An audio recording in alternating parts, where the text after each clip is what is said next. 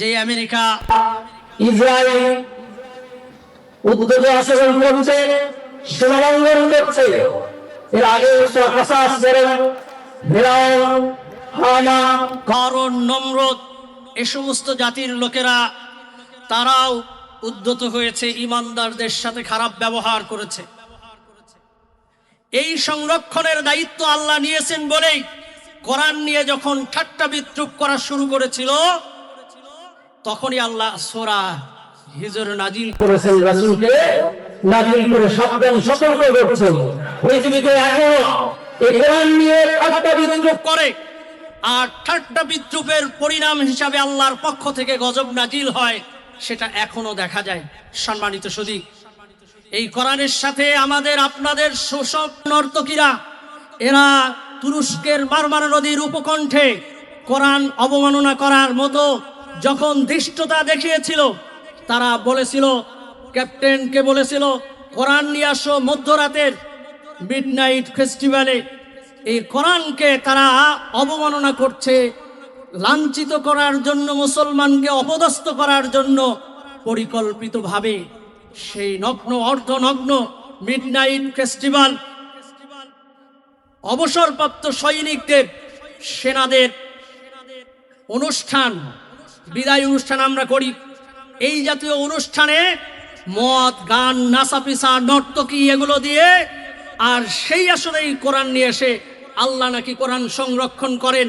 কোরআনের পাতা ছিঁড়ে এই নগ্ন অর্ধনগ্ন মহিলাদের পায়ের নিচে খিলে যখন তারা আল্লাহর কোরআন বলে, আল্লাহ বলে কোরআন সংরক্ষণ করে, কই সংরক্ষণ করছেন? এই উদ্যত আচরণ যখন করলে আল্লাহ রাব্বুল আলামিন আর সময় নেয়নি।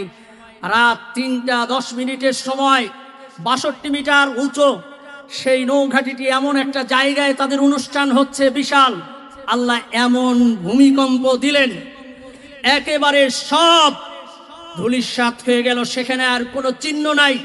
আমেরিকান একজন ডুবুরিকে সেখানে নামিয়ে দেওয়া হয়েছিল। ডুবুরি ডুব দিয়ে মারমারা নদীর সেই নদীর ভূগর্ভে যখন গিয়েছে, যাওয়ার পরে দৃশ্য দেখেছে কারোর চেহারা সিগলের মতো, কুকুরের মতো, বিভৎস বানরের মতো, যে যেরকম অবস্থায় ছিল।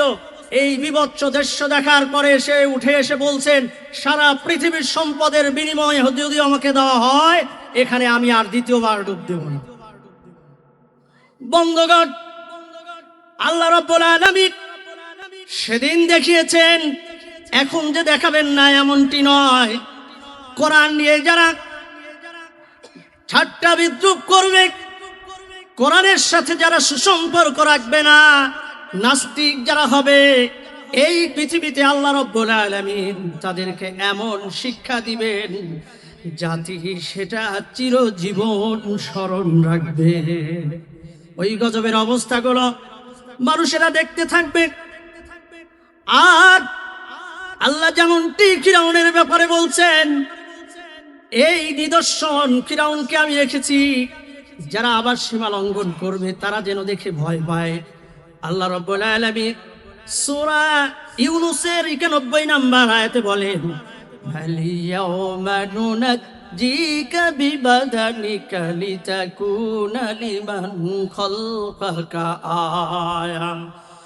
আল্লাহ রাব্বুল আলামিন 3164 বছর নীল নদের মধ্যে ফিরআউনকে পানির মধ্যে রেখেছিলেন। সমুদ্রের কুমির, হাঙর কোনো কিছুই স্পর্শ করেনি, কারণ ওই ফিরআউনের শরীরের উপরে আল্লাহ রাব্বুল আলামিন 144 জারি করে দিয়েছেন, যাতে কেউ স্পর্শ না করে, কারণ আল্লাহ তার শরীরটা অক্ষত রাখবেন। আর পৃথিবীর মানুষ দেখবে, দেখে যেন ভয় পায়। আল্লাহ বলছেন যে আমার নিদর্শন দেখে তারা যেন ভয় পায়। আল্লাহু আকবার।